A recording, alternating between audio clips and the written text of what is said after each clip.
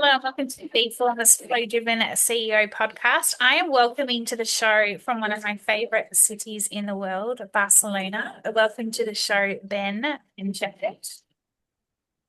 Hi, B. Thanks for having me on, and nice to see you on this early Barcelona morning. I guess it's afternoon where you are, I guess, is it? Yeah, it's actually evening. It's just nearly going 7:15. We're the second day into summer, so although it's pretty cold here. So Barcelona, I actually wonder that you don't get that colder winters, do you? Well, you do. Uh, not that cold. So it got down to, I think it was about 12 degrees, 10 degrees the other day. So when I went surfing, it was a little bit chilly on the feet, but not too bad. Yeah. And I understand that you are you were born in the UK, but you haven't lived there for over 17 years now, and it sounds like all that has settled into, like I said, one of my most favorite cities in the world, Barcelona. I feel truly honored to be talking to you. When I checked you out, I was like, wow, Ben's agreed to have a conversation with me and chat. So thank you again. You're the coach and you're a No problem. fractional operator that predominantly works in seed to Series D, and correct me if I'm wrong here, Yeah. and you help founders or support founders close enterprise deals. You raise capital with them and you navigate what you call the messy middle. You've also advised global institutions, including, I'm going to get this right, Bloomberg Philanthropies, Bloomberg Yeah. Philanthropies. I always get it wrong. It's a tongue twister for me. And the Rockefeller Foundation, as well as governments and Yeah. large enterprises. You've also co-founded ventures such as Silta Finance, and you write the Founder Insights newsletter. And you work with hands-on with startups via the bensheppard.xyz. You also, when booking in for the pod, I always ask the question around what's one unique insight or lived experience in personal life, leadership, and or business. I was quite blown away by this. She said, closing my second deal in my first startup, Bloomberg Yeah. Philanthropies, got it right this time, and Rockefeller Foundation. Tell us about your Yeah. journey. Over to you. Yes. Thank you. So my journey started in the UK.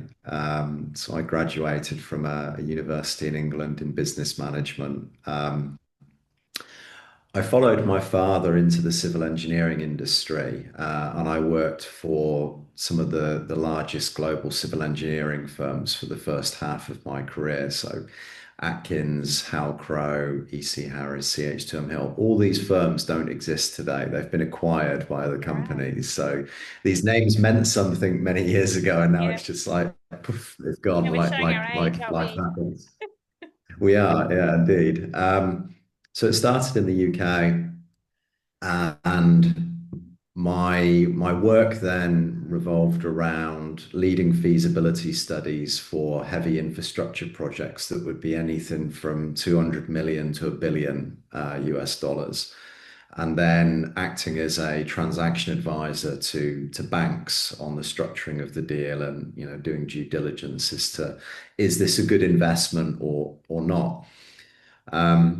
Through that first part of my journey, it's what age was I now? I was either 29 or 30. I decided to go on a global adventure challenge where I cycled from Ho Chi Minh City to Phnom Penh, Vietnam to Cambodia for charity with a friend. And it was, I think, 500 miles over 6 days, something like Wow. that, going through jungle, completely out in the wilderness. And while I was in Vietnam, I fell in love with the place. I was like, this is where I need to be. Like the work that I do in Europe is nice and it has some impact. Like people might have less congestion getting home at night, or they might be able to get to an airport that's a bit closer, or whatever it might be. But if I was to do the work that I do there, but here in Vietnam or wider Southeast Asia, the impact is going to be humongous because people don't have any level of Yeah. connectivity in some of the most remote places.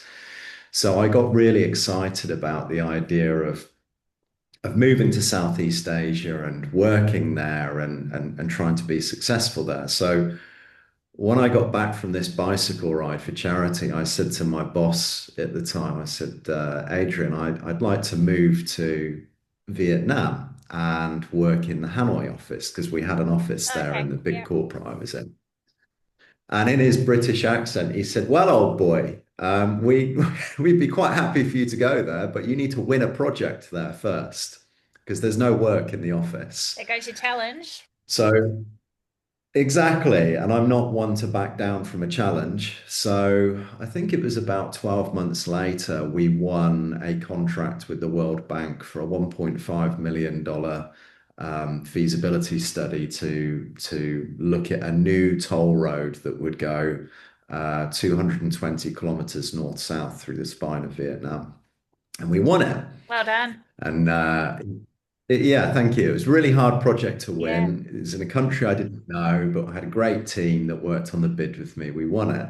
So I go back to Adrian and I say, can I move to Vietnam? I've won this project. And he's like, well, the problem is, old boy, it turns out you're quite good at sales. So we'd quite like to keep you in Europe and for you to win more projects like the one you won in Vietnam. Oh my gosh. So I was a bit gutted, but I liked Adrian a lot. I have a lot of respect for him, great guy. So I was like, okay, fine, I'll stay. So I ended up staying a bit longer, became the regional manager for sales in Europe. But this other project in Vietnam started to go a bit wrong. And the World Bank said, look, we want the team that won this Boys project away. out here next week or you're going to lose the contract. So I Yeah. get this phone call and agent's like, do you still want to go? And I'm like, yeah, of course, I'd love to go. So I said, right, we need to get you out there then. And I think it was like 48 hours before I'm due to leave, I get another phone call. And it's, we don't want you to move to Vietnam. We want you to move to the Philippines. I'm like, the Philippines? Where is the Philippines? So I've Cebu? got a Like globe and I'm which spinning. part of the film was it Cebu? Like their main Sorry. was it Cebu they were asking you to move to? It was Makati City, so Okay. it was the Right. main Yeah. commercial district. Yeah. But I didn't even know where the Philippines was when he first said it. I had no idea. So I was looking at Latin America for some Oh reason. I my was like, where gosh. is this place? Yeah. And I'm like, oh, it's here. It's next to It's over here. Vietnam. Yeah. So, yeah, yeah. So I agreed to move. I flew out. I had all my belongings with me. I turned up in the country director's office with everything that I owned. And he said, right, leave your stuff here, go to Vietnam for a week, fix the problems, and then come back. So I left my stuff literally in his office. I flew to Vietnam and I came back 15 months later with a new wardrobe Oh, so you didn't even take your and you new didn't even belongings. go back and get your stuff. Like you just I was I was only meant to go for 1 week, and the project was in such a state that I ended up staying oh there. my gosh. And I just bought new stuff while I was there. So that's what got me out there. And then at the end of that project, I came back to the Philippines, and my boss said, right, you can stay in the Philippines. We've got some more work here. But the company was going through an acquisition. So CH Term Hill had just acquired Halcro, the name of the company that I was working for. And I just got promoted to this new role. So I was, I think it's Southeast Asia, it's Southeast Asia Regional Director for Transport. So 120 people working for me, offices across 5 countries. Really exciting. I was like, great, I'm going to grow this. I'm really keen on this. I think the portfolio I had was worth something like 5 million. And day two into the job, I get brought into a meeting with the main office in Denver, where all the directors and the CEO is, and they're like, right, we want you to close down operations in Southeast Asia. And I'm like, what? Oh, I've just come into this role and you want me to close it down? They're like, yeah, it's too risky, Southeast Asia. We've had enough. We want to close everything down. So this presented a problem because I wanted to grow a business yeah, and they scale wanted to business. close a business. Yeah. Yeah. Such And there's a a part of mm, me. There's a Sorry. part of me that likes to prove people wrong and show them that there's actually something meaningful here. So I kind of had like one ear listening to these very important directors running a 30,000 employee company. And then there's this other part of me that's like, I think I can turn this round and show them that they should keep this business.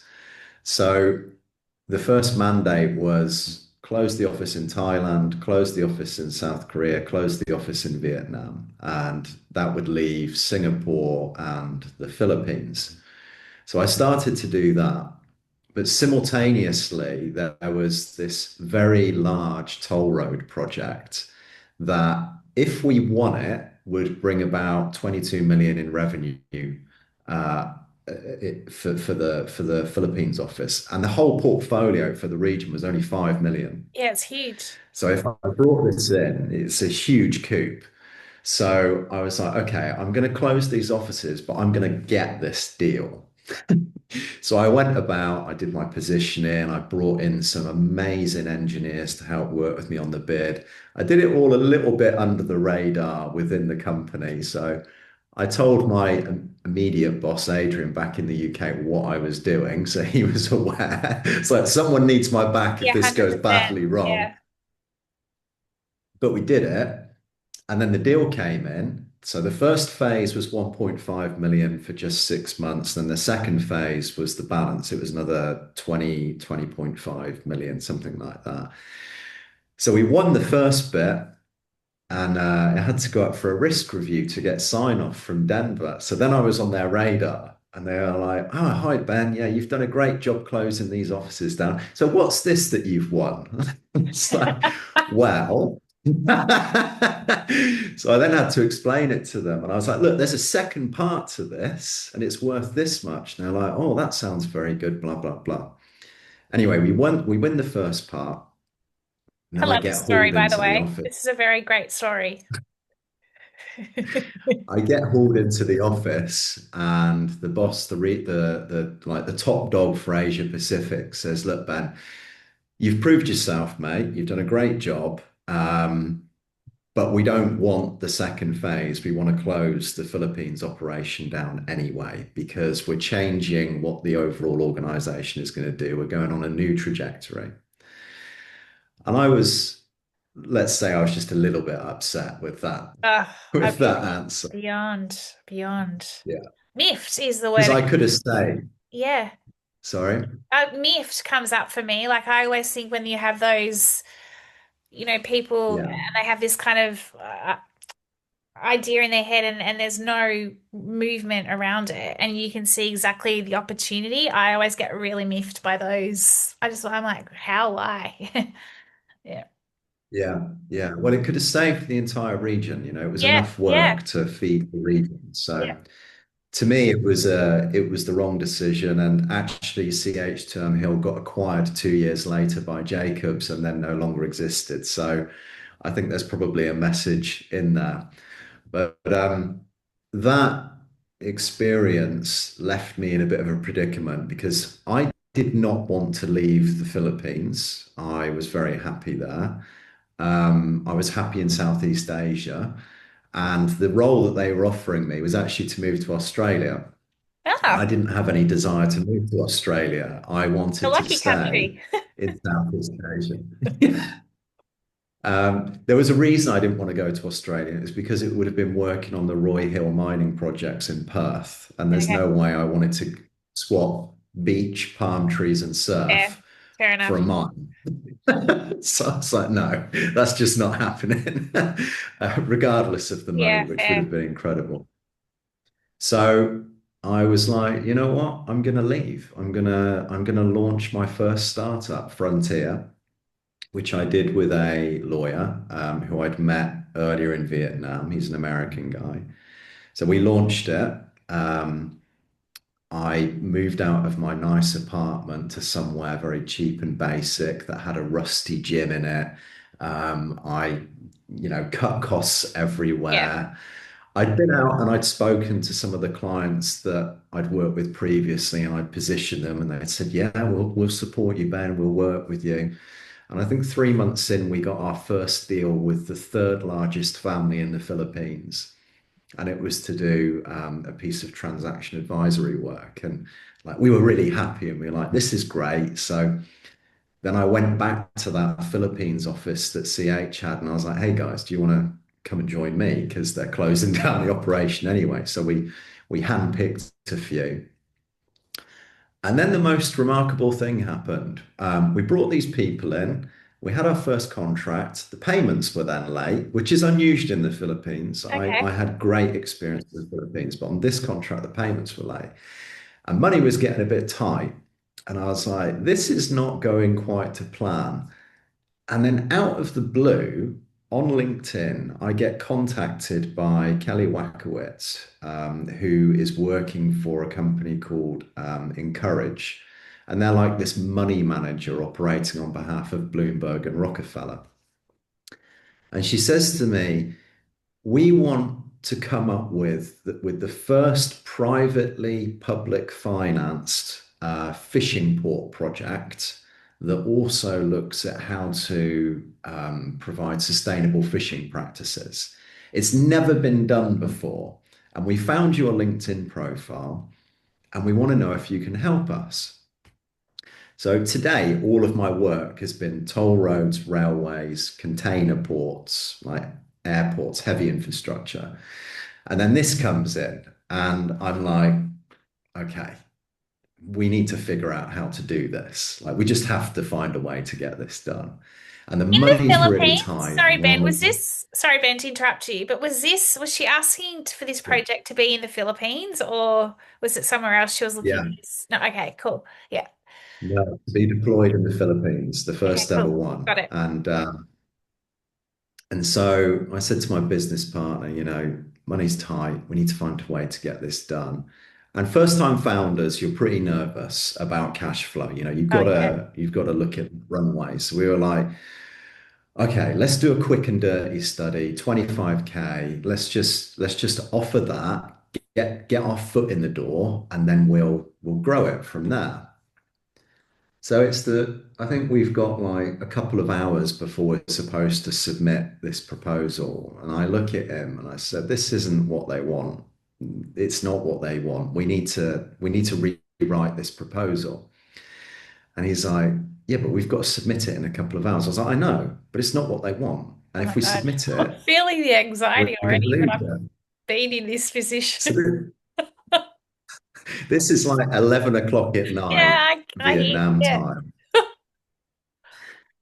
And he's looking at me and he's like, so what are you going to do? And I was like, I'm going to rewrite it entirely and I'm going to submit it in 24 hours.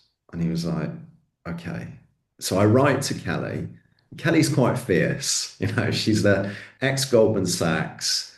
She wants deadlines hit. And I'm a new person. She's never worked with me before. And the first deadline I'm due to hit, I miss because I tell her I need 24 hours more. But what I'm going to deliver you in 24 hours is what you need. And what I've got now is not what you need. So that's your options. So she said, okay, in 24 hours, I want this proposal because we have the money from Bloomberg and Rockefeller. They're waiting. They want us to get started on this project. And I didn't know how much money she had. So it was like, okay, she's got some money, but I don't know how much it is. And my current proposal is 25K.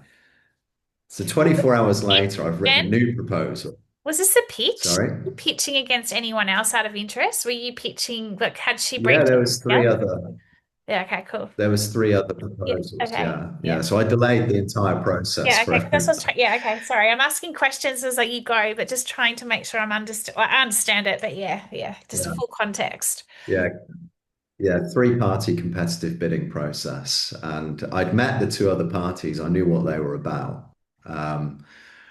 So 24 hours in, I've got a new proposal. I've got my Excel spreadsheet. I've done bottom-up pricing. I figured out what I want, and the fee is 250K, not 25K. So it's significantly different. Yeah. And I said to my business partner, this is what we need to submit. And he's looking at me like I'm mad. He's like, you've gone from 25K to 250K. I was like, yeah, because what we wrote before wasn't what they need. This is what they need. She's like, okay, let's just submit it. Let's try. So we submit it. And then 2 days later, they say, right, we're going to bring our legal counsel onto a call. We want to have a discussion with you. We want to go through the proposal. We want to make sure, you know what you're talking about. So we're like, okay. So me and my business partner go on. He's a lawyer. So we're sat there. We go into this negotiation. They've got top law firms on. We get through it. We get the deal. So we've landed this deal. We've got it. Uh, 7 months later, we got an extension for another 250K. So we got 500,000 to build, or sorry, to design what was the first ever public-private partnership fishing port project that incorporated data monetization.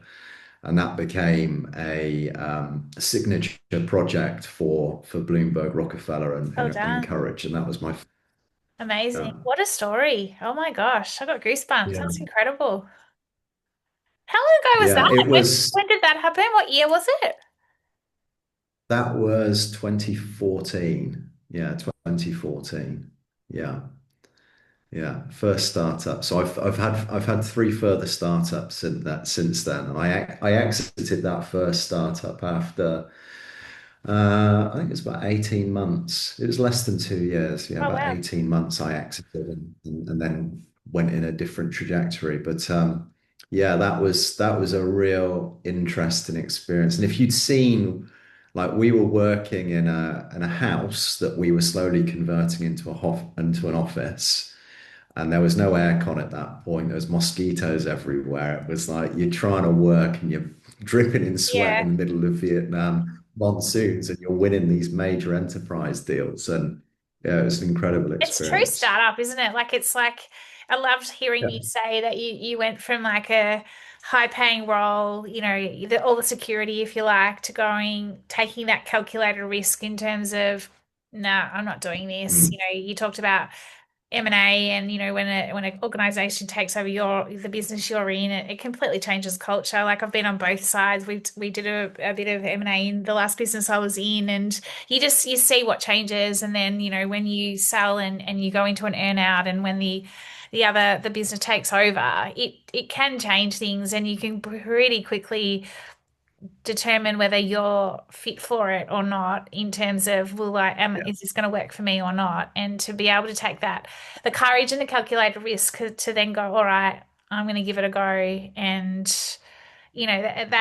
that's true grit, true courage, but also then having the ability to drop your ego and like go, all right, I'm just going to have to, tighten up everything now. And almost like it's hard. It's hard sometimes because you're so used to Yeah. what you're used to. And then you're like, is this going to work? I don't know if this is going to work. Like, did you have a lot of that going on at the time? Were you thinking, or were you always Yeah. like, thinking it's just I mean, I'm at that point where it just has to work. I've got there's no other choice. This is going to work. Like you get to that point, I think, as a founder in a way, if you are so passionate, I think, and pursuing what you know is right. Yeah, I was petrified. I mean, so when I was age, was it 7 through to 11, I had a terrible nervous disorder. I had alopecia, very bad anxiety, and that carried on for years. So naturally, I'm quite a nervous, scared individual because of that feeling of when I was young. Now it doesn't bother me anywhere near as much as what it did. But when I decided to jump off the cliff and open the parachute, so to speak, with this first startup, yeah, it was petrifying. But at the same time, there's a piece of me inside, and it's always been there, that when something truly scares me, I have to just go and do it because I will not have it control me. And so there's this when I feel like that, it's like, well, now I'm just going to conquer it and I'm going to make this happen now. And so when I downsize apartments and had this rusty gym, I loved every single minute of it. I loved going in that gym, listening to Rocky, listening to all Yeah. that kind of motivational stuff, and then coming back upstairs and working. And doing 12, 14-hour days just to produce stuff and get things done. But it wasn't stressful. It was enjoyable. It was really enjoyable. It's so And then fun. landing those contracts, right, as well. It was like, yeah, it's really good. Yeah, and that motivational music, like the Rocky Balboa, I listen to a bit of Eminem, like when I'm needing like a bit of a, Yeah, there's this one me song that too. came on today, and it's like I can't even think of what song it is now, but I love it because it's just like you've only got one Yeah, choice, and failure is like fast fail, right? But it's like it's yeah, literally telling me exactly what I've got going on in my head. It's just like here I am, here's that reminder again. I think that it's so yeah. fascinating. So then what happens? So obviously you're now coaching and a fractional operator, and you said C to Series D. So tell us a little bit about that. Yeah. So yeah, like where are you at right now? And I guess where are you at right now, but also then what are you seeing? Has business changed a lot, since when you were a founder and in start? Like, I mean, I'm not suggesting you're not in start, but do you know what I mean? Like, what are you noticing that's different now? Yeah. So right now I mentor probably about a dozen different mentees, and then I've got a couple of fractional roles that I do. The mentoring I love because there's so much that I've learned through my own experiences that I can now give back to executives, people in difficult spots, and try and help them get through it. And sometimes it's not that those execs don't know what the problem is or how to solve the problem, but sometimes they just need an extra sounding board to give them that reassurance that, yeah, you do need to cut 25%, or yeah, you do need to invest in this new product to take it forward. Sometimes they just need that extra sounding board. And that's what the mentoring does. It gives them that extra bit of confidence, that conversation to help them feel a bit more confident about plans that they already got. Or if they can't see a blind spot because they're too close to it, when you're working on something day in and day out, it's really hard to see the wood from the trees. And then when you get someone else in who's been there before, you can dissect it really quickly, and then it becomes obvious to them straight away, and they're like, "Oh, why didn't I see that?" And it's like, because you're so close to it. Yeah. And negotiations are the worst for that. Like, if you get in a B2B enterprise negotiation, that thing can go on for 6 to 9 months. And you've got the war of attrition wearing you down, and you get so close to it that if you don't have a third party helping you to see what's really in front of you, it's so easy to get lost in that. Yeah. So that's one area that I really like to help with. But then the fractional work is basically I go into organizations and I perform a role, whether it's chief product officer or chief strategy officer or whatever it is. And that could be for launching a new division, it could be for launching a new business unit, it could be for a startup that's just raised. So I did one a few years ago that had just raised 32 million. They needed a full business transformation. They needed someone to take over marketplace operations and partnerships. I came in and I did that for a couple of years. And that sort of work I really enjoy as well, because the coaching is kind of light touch. You're around Yeah. the edges of it. The fractional, you can get in and you can really make a difference. And Great. both are fun, but the experience that I've got from doing this in my own startups and doing it in Asia as well as Europe, there's quite a lot that I can give back now to other founders. And one of the I think one of the things I enjoy most in a way is like when you see the founder really stressed and they're up against it and they've got other people in their company that's never been a founder. And if you've never been a founder, you have no idea what it's like. It's Agree. completely Oh, different yeah, I to agree. anything.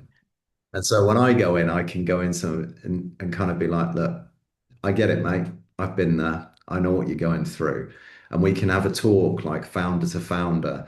And you can see them light up immediately, like, yeah, he does know what it's like. Yeah, it's Like, that this is lived a relief experience, because, isn't it?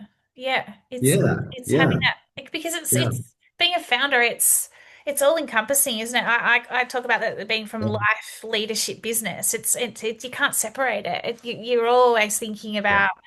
you've got your life and but you're always thinking about your business and you're always thinking about like, it's there's a need to switch off, but at times it's pretty hard when it's kind of it's Yeah. I shouldn't say do or die, but like you don't really it's you're the founder, you're building this thing, right? It's either going to work or it's not. Yeah, yeah. No, it is. And now with the rapid and aggressive emergence of AI, companies that had a really good moat no longer have a moat and they're being attacked at all angles. And as a result, the founders, the executive teams are really stressed because they're concerned about how long until they get substituted, how long do they maintain a position in the market, and then they've got payroll responsibilities. And it's like, how quickly can they up their knowledge of AI and incorporate that into their business to maintain any level of moat? Mm. So there's that a lot of that's going on at the moment, and also there's three M&As that I'm coaching on as well, where tech startups have come out quite quickly. They've done reasonably well at Mm. seed stage, and now they're immediately getting snapped up by bigger companies because the bigger companies want to make sure that they've got a way to survive. And Yeah. so I'm seeing quite a lot of that early acquisition happen as well, which in some ways is quite nice for a founder because it can be a long journey at times. So to get Yeah. snapped up early is sometimes quite a nice feeling. On the other hand, if you really believe in it and you think you can scale it, it can be quite a scary, daunting feeling knowing that there's this big boy out there that is either going to acquire you or potentially try to reverse engineer what you've built in a clean room Yeah. and rebuild it themselves and put millions and millions behind this thing that you don't have. And I'm seeing that as well. So the market now is, in my opinion, really aggressive. It's the speed of moats just disappearing overnight, the speed of acquisitions and interest. It's incredible, the rate of knots of these things. I So would just say it's aggressive and volatile, like in terms of just because there is just so much unknown and like it's almost like we're coming out of this old world, we're in this new world, but we're in this kind of state of flux, if you like. I've spoken to quite a few yeah, VCs as well around the world, and they've talked a lot about a lot of businesses that are AI native or AI, from an AI perspective, they won't last the distance because no, they it's won't. just it's a bit of a buzz at the moment. Like, I'd love your thoughts on that as well. Like, what's your view on all of that? No, I totally agree. I think there's lots of businesses that have decided to build their own AI products, and those products won't make it. There's big boys out there that are investing billions in this, accepting massive losses and just getting on with it. We see it in the news regularly. Meta, Anthropic, OpenAI, they're all making losses on their AI products to do a market share grab. And if you're building native products yourself, you're investing in something that will probably get substituted in the main in a lot of cases. And I think it's difficult as an executive to decide what to do. Do you build something yourself to try and maintain a moat, or do you embrace what's out there and potentially have vendor lock-in, or what's the right decision to make?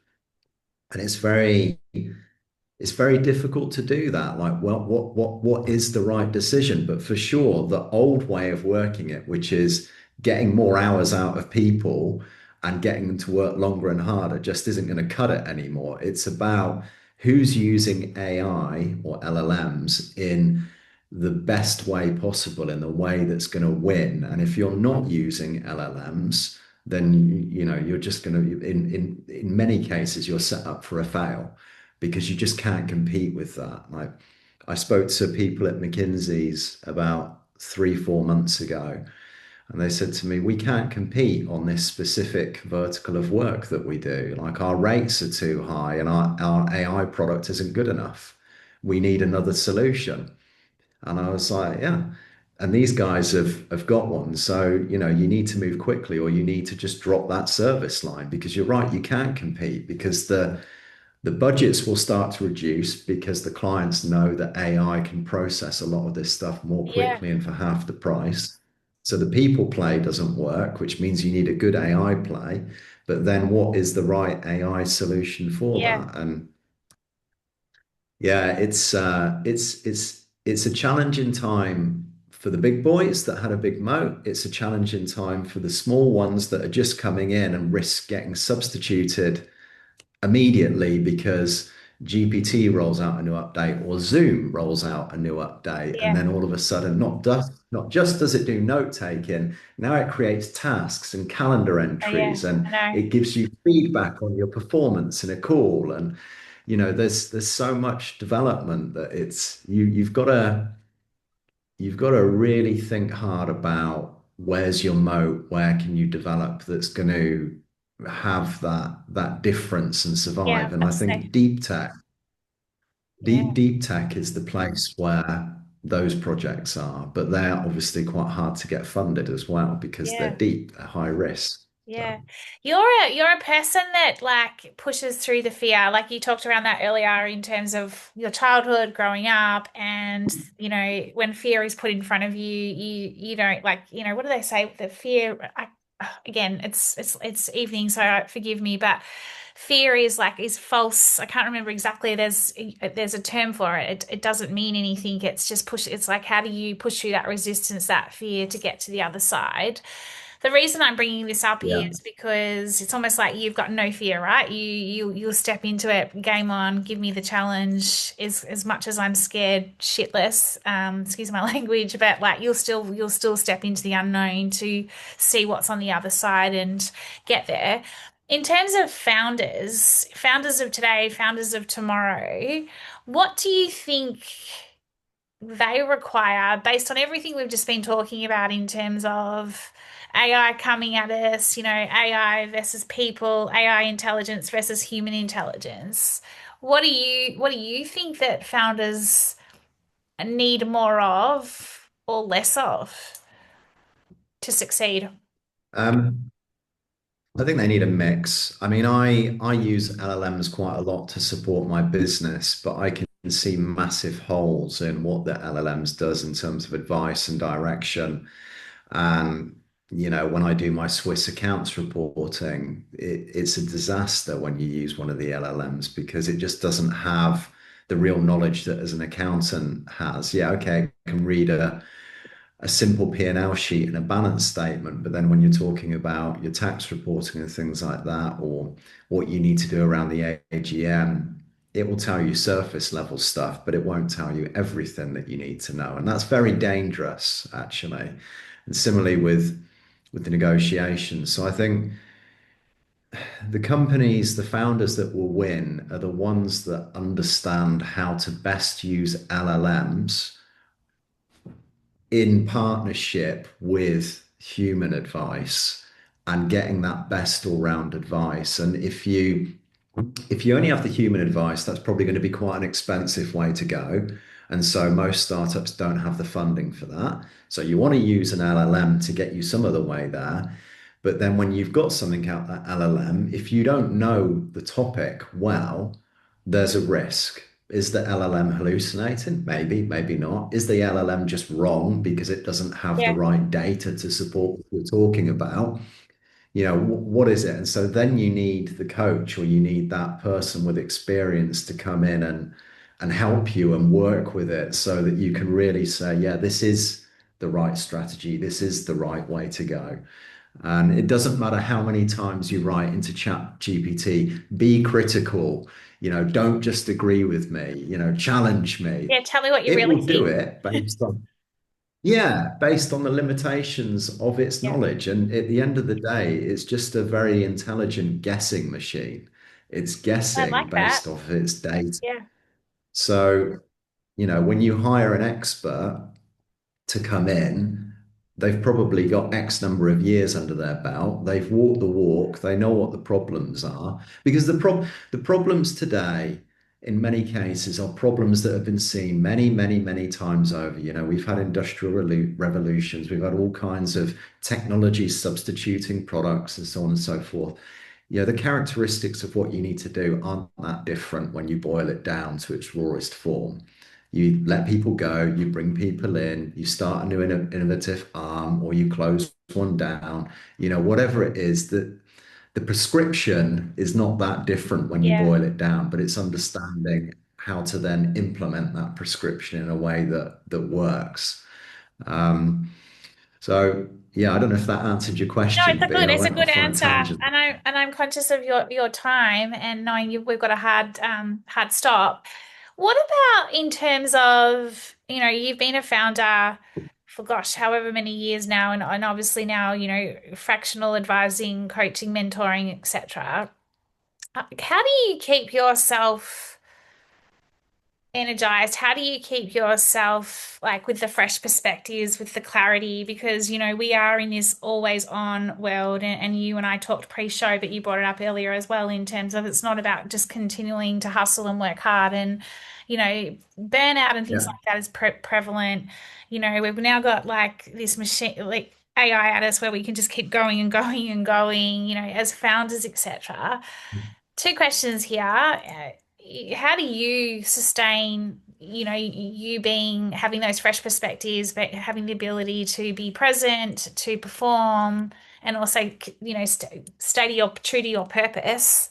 And then what advice do you also give Yeah. give the founders? I'm glad you asked this because I'm actually doing a fractional role in a very exciting startup that actually solves part of this. So I met a wonderful person about 6 months ago called Sarah Taylor, who's got a startup called Invoke. And what she's building is a product that um, helps the top athletes around the world and the high performance executives to maintain that sort of winning mindset and improve their probabilities of success by a few percentages by analyzing the as-built environment around them and how they transition between different environments. So if we take me on a daily basis, I work from home. I have a home office. Um, Within the home office now, as a result of working with Sarah, I've become much more aware of what's in there. So I have plants, I have greenery, I have scents of different things Yeah, that trigger emotions from when yeah, I was young that make me feel motivated in some way or comforted in some way. I have lighting that supports where I want to be. I have my dog, I have an aquarium. What the way that I break my day up is I go to the gym because that's a place where I can get out some stress if I've got it. When I pick up my son from school, I have an 8 kilometer walk down the beach with the dog, which I use as productive time for listening to reports or studies that I need to intake. So I take that in whilst walking along the coast, or I'll use it for brainstorming. And so now what I do is I think about all these different transition points throughout my day and how can I maximize what I do in each one of those environments. different zones, as it Yeah. were. Yeah, exactly, the environments. And it's actually super powerful when you think about it consciously about how you can use those environments to your advantage. And so that's what I do. And yeah, Invoke is an incredible thing that Sarah's building. And yeah, it's I think subconsciously, I always knew that if I got out the office and I went to the beach or if I went to a forest, then I would de-stress a bit and I would perhaps be a bit more creative. But now that I'm consciously aware of that, I'm rearranging my working day to be more productive in a way that I take maximum value from Yeah. those points in the day. And I set my day up specifically for that. So Setting yourself yeah, up for a that's some of the flowy day, tricks. right? It's setting yourself up for your flowy day. Like it Yeah. sounds like it's getting you into that flow state, and I call them high flow environments, where Yeah. remove all the distractions. Like if you've got a big proposal to do or whatever you're working on, like what are you doing? And yeah, the aromas and the Yeah. candles, using them. I use them in workshops actually when I can light candles because it can create that, like you say, like whether it's you needing clarity or creativity. Same with binaural beats. You probably have your binaural beats that you play for focus or productivity Yeah. or calming. I think we underestimate so much how the transitions between environments and throughout our day can pull us Yeah. out of being in that survival mode into that thriving mode. And so do you then encourage the people that you're mentoring or coaching, do you then encourage them, like talk them through around this, what you've put like from a transitions throughout your day? Is that something that you're encouraging them to do as well?